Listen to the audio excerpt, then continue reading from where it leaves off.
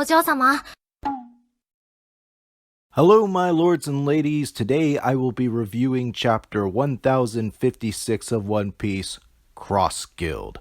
After last week's commercial, chapter, One Piece has nowhere to go but up. So let's see if it rises from the depths or stays feeding on the bottom. Let's get into it. Another Uta page! The One Piece Film Red promotions won't end! Okay, calm down, Joe. The only thing remotely interesting about this page is that it appears that Shanks took Uta to Luffy's hometown, Fuchsia Village, which, doesn't make a lot of sense. I'm sure if you watch the film, they'll explain it. After how the advertising was handled, I almost feel like skipping it out of principle. Finally, we get back to the Germa cover page story, and things ain't looking too good for the Vinsmoke siblings. They find themselves face to face with Katakuri and Oven. Like, I don't think the Vinsmokes are pushovers. Each one is like a one-man army. But even so, they aren't taking down Katakuri, let alone him being backed up by Oven. So, someone is going to have to save them. If I was a betting man, I'd wager Pudding may do some memory shenanigans and make everyone forget that they were ever there to begin with. But we'll just have to wait and see. Moving on to the main chapter, someone was actually buying the bullshit Green Bull was selling and says, Kaido kind of did keep this country safe. What the hell is wrong with these people?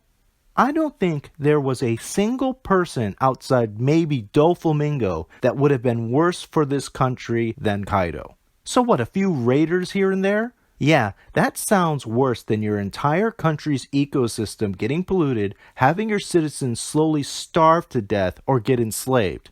Yeah, definitely worth the trade-off. Okay, maybe I'm being a little too harsh, but there's definitely a better way of saying, now that Kaido is gone, people won't think this country is off limits anymore. Then, Kaido was a great deterrent.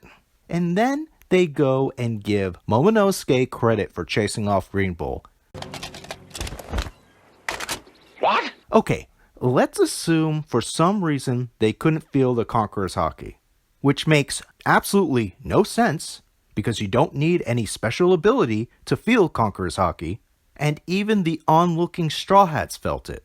Green Bull himself said out loud that he didn't want to fight the red-haired pirates. So, what, are you all lying on purpose? Are you such sore losers that you're taking undeserved credit? Or are you that oblivious? Whatever. Also, when did Shinobu get drained? Last we saw her, she was just being entangled by Green Bull. At least Kinemon explains why he was absent. Poor Raizo. Wishes he was more popular. No, Raizo. You should wish for some friends because no one cared when you were reduced to this state. Luffy and his crew were just watching and let it happen. Yamato danced as you lay on the ground, possibly dead. And out of nowhere, Carrot becomes the new leader of the Minks. What? This is just breaking the suspension of disbelief. Like, you could have made Wanda the new leader, and that would have been acceptable because, it makes sense. The reasoning behind it is stupid as well. You've grown on your travels, and Pedro's will lives on through you. This is nonsensical jargon. Oda, once again, is letting things outside of the One Piece manga affect his judgment, and it sucks.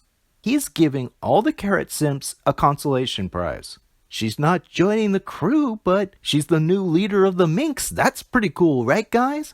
No one is going to be happy about this. I'm going to pull a King of Lightning here. I am so fat, a 70-year-old man can outpace me. And claim that Oda watched my 1053 review and realized how stupid and cruel it was for Sukiyaki not to reconnect with his grandchildren.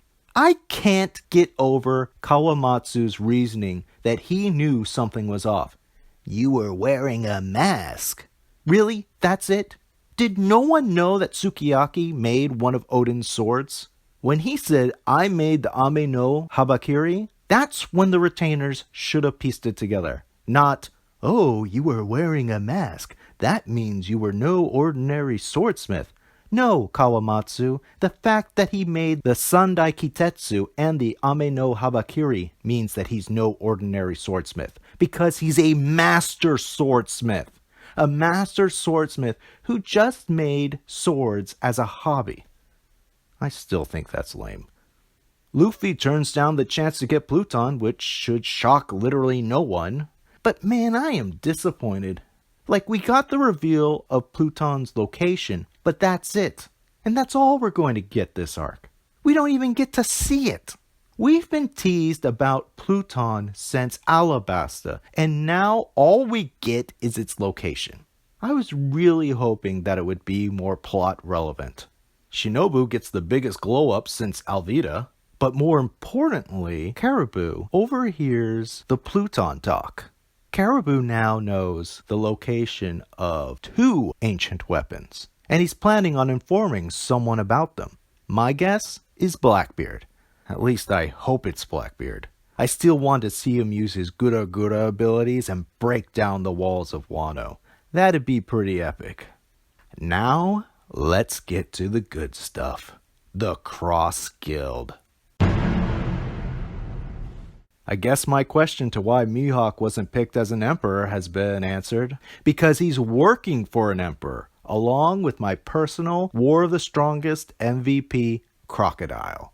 What a lineup. And on top of that, Buggy has flipped the script and is issuing bounties on the Marines. What a baller.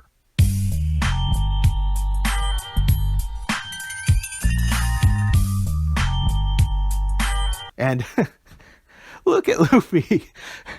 He has the absolute gall to call Buggy an idiot. If that isn't the biggest pot calling the kettle black I had ever done seen. You can taste the salt coming off of Luffy.